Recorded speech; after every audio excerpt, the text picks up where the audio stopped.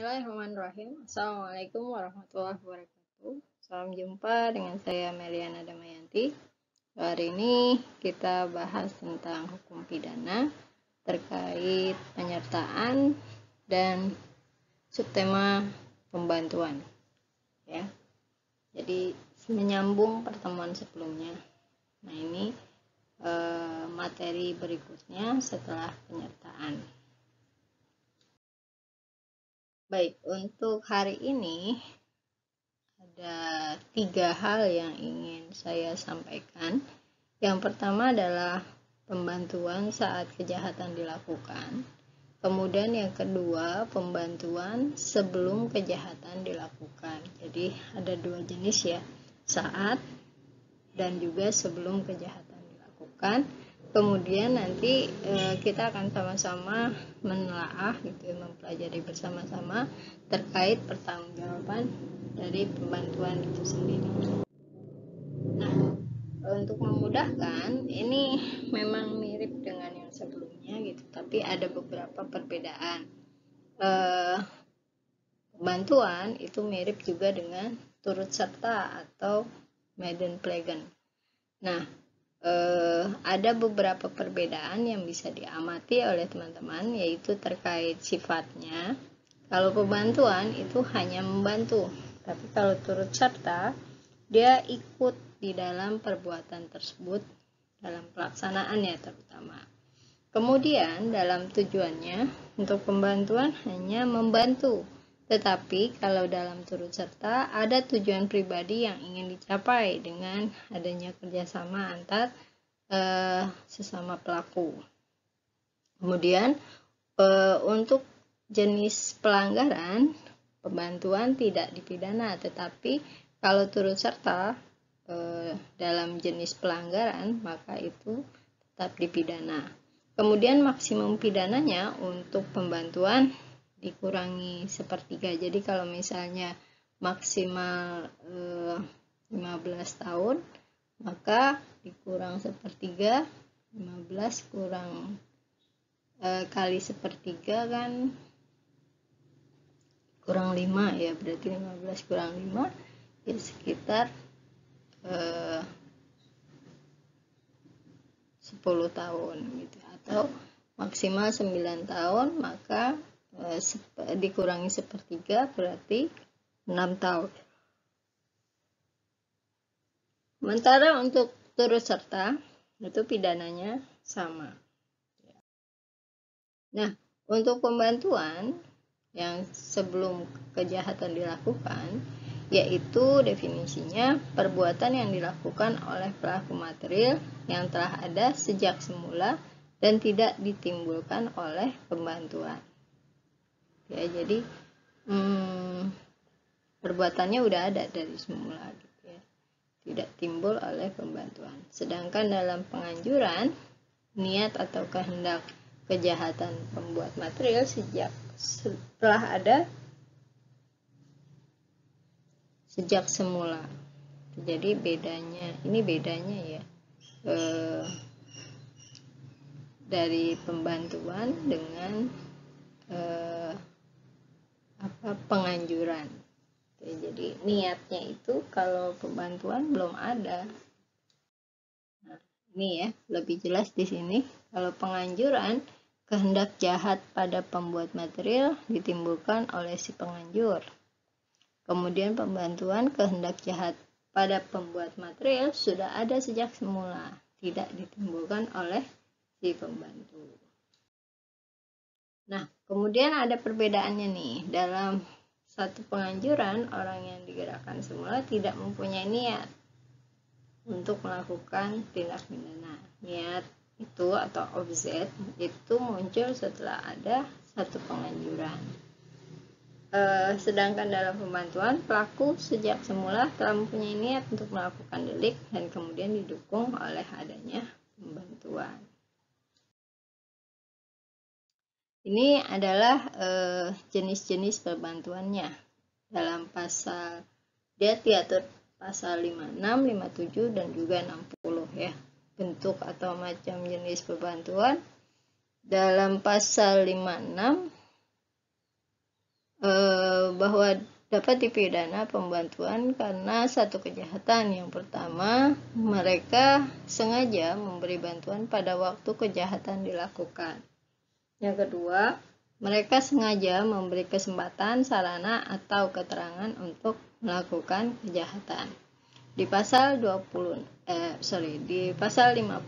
ini membedakan dua macam pembantuan, yaitu membantu melakukan kejahatan dan membantu untuk melakukan kejahatan. Yang pertama adalah membantu pada waktu kejahatan dilakukan tanpa disebutkan sarana atau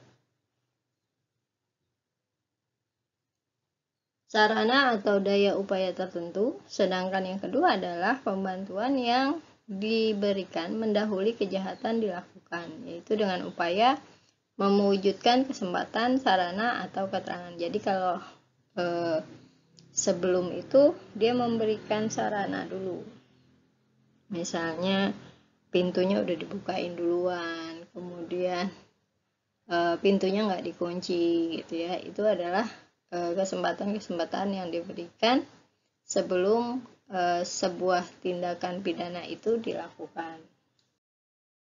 Dengan kata lain, bentuk yang kedua ini merupakan pembantuan kejahatan yang dilakukan pada saat sebelum dilakukan kejahatan yang telah diatur, dengan limitatif atau batasan memberi kesempatan, memberi sarana, dan memberi keterangan untuk melakukan kejahatan. Jadi 3 jenis itu yang harus kita cermati gitu ya ketika kita melihat sesuatu indikasi dia pembantuan atau tidak.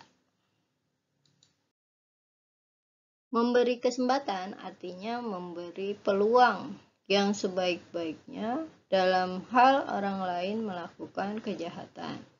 Kemudian memberi sarana artinya memberi alat atau benda yang dapat digunakan untuk mempermudah melakukan kejahatan. Yang ketiga, memberi keterangan untuk melakukan kejahatan, maksudnya menyampaikan ucapan dalam susunan kalimat yang dimengerti orang lain berupa nasihat atau petunjuk dalam hal orang lain melaksanakan kejahatan. Misalnya, A memberi keterangan kepada B yang akan melakukan pencurian, misalnya, jangan lakukan pencurian itu jam 12 malam karena lagi pada ronda. Jadi lakukan setelah jam 2 malam gitu, jam 2 pagi gitu ya, agar yang tukang rondanya udah pulang gitu. Jadi itulah keterangan-keterangan yang bisa digunakan gitu ya, yang akhirnya membantu orang lain melaksanakan kejahatan. Kemudian ketiga cara ini, memberikan kesempatan, sarana, dan keterangan, itu tidak berfungsi untuk membentuk kehendak orang lain yang dibantu untuk melakukan kejahatan. Karena kehendak, ini beda ya sama kehendak. Karena kehendak yang melakukan kejahatan pada pembuat pelaksanaan telah terlebih dahulu ada sebelum pembuat pembantu itu menggunakan atau menyampaikan 3 upaya tersebut. Jadi kehendak dari orang yang pengen melakukan kejahatan itu udah ada, cuman dilancarkan dengan adanya keterangan, sarana, dan juga 3 hal tadi yang sudah kesempatan, sarana, dan keterangan yang tadi sudah saya jelaskan sebelumnya. Nah, pembantuan dilakukan setelah terjadinya delik, maka di sini bukan merupakan pembantuan. Misalnya, pasal 221 KUHP menyembunyikan penjahat. Dan ini sudah jenis yang berbeda gitu ya. Kemudian pasal 223 KUHP menolong orang melepaskan diri dari tahanan. Kemudian pasal 480, 481, dan 482 KUHP terkait delik penadahan. Jadi orang dia mencuri motor gitu ya, kemudian ditadah. Nah ini udah beda jenis pidananya, karena kalau itu sudah masuk delik tersendiri gitu ya, bukan pembantuan. S.R. Sianturi dalam pembahasan buku hukum pidana, beliau membedakan antara pembantuan aktif dan pembantuan pasif. Apa yang dimaksud dengan pembantuan pasif maupun aktif? Pembantuan aktif atau aktif medeplik adalah adalah benar-benar terjadi satu gerakan untuk melakukan satu tindakan atau bantuan. Pembantuan pasif adalah tidak melakukan satu gerakan, namun dengan kepasifannya itu ia telah sengaja memberi bantuan. Ya, jadi misalnya ada satpam gitu ya di satu buah kantor, tetapi dia tidak melakukan apa-apa gitu ya, tidak memencet bel, tidak menelepon polisi, tidak bergerak menghalangi pencuri, maka ini masuk dalam pembantuan pasif. Sementara pembantuan aktif, dia memberikan sarana keterangan bantuan lainnya yang mendukung terjadinya tindak pidana dilakukan oleh seseorang. Kemudian dalam pasal 57 KUHP gitu ya, dalam hal bantuan maksimum pidana ini menjelaskan yang di atas tadi ya. Maksimum pidana pokoknya dikurangi sepertiga jika kejahatan diancam dengan pidana mati atau seumur hidup, dijatuhkan pidana paling lama 15 tahun. Pidana tambahan bagi pembantuan adalah sama dengan kejahatan itu sendiri. Misalnya orang ini residivis, maka dia akan mendapat tambahan. Nah, tambahannya itu misalnya tadi kan harusnya dikurangi sepertiga, maka pemberatannya dengan menambah sepertiga, jadi sama dengan kejahatan itu sendiri, gitu ya. Kemudian dalam menentukan pidana bagi pembantuan, yang diperhitungkan hanya perbuatan yang sengaja dipermudah atau diperlancar olehnya beserta akibat-akibatnya.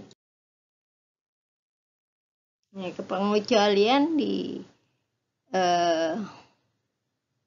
pembantuan dipidana sama berat dengan pembuat di pasal 333 ayat 4. Kemudian pembantuan dipidana lebih berat dari pembuat pasal 231 ayat 3. Baik, ini tadi di pasal 33 ayat 4 itu terkait penculikan gitu ya. Di KUHP berdirinya bahwa pertanggungjawaban itu berdiri sendiri. KUHP berpendirian bahwa pertanggungjawaban pembantu itu berdiri sendiri, tidak bergantung pada pertanggungjawaban si pembuat. Oke, jadi dia dilihat gitu ya, kontribusinya seperti apa. Kemudian di pasal 60 KUHP menyatakan bahwa pembantuan terhadap pelanggaran tidak dipidana. Jadi hanya pembantuan terhadap kejahatan saja yang dapat dipidana. Kemungkinan adanya keadaan pribadi seorang dapat menghapus, mengurang, atau mengenakan pidana hanya diperhitungkan bagi masing-masing, yaitu terhadap pelaku saja. Artinya, pengurangan tersebut yang berkenaan dengan pelaku tidak dengan sendirinya berlaku juga bagi pembantuan. Jadi harus dilihat masing-masing kontribusinya. Mungkin itu saja yang ingin saya sampaikan untuk hari ini. Jika ada yang belum dipahami, teman-teman bisa menggunakan forum yang saya sudah siapkan. Demikian, terima kasih. Wassalamualaikum warahmatullahi wabarakatuh.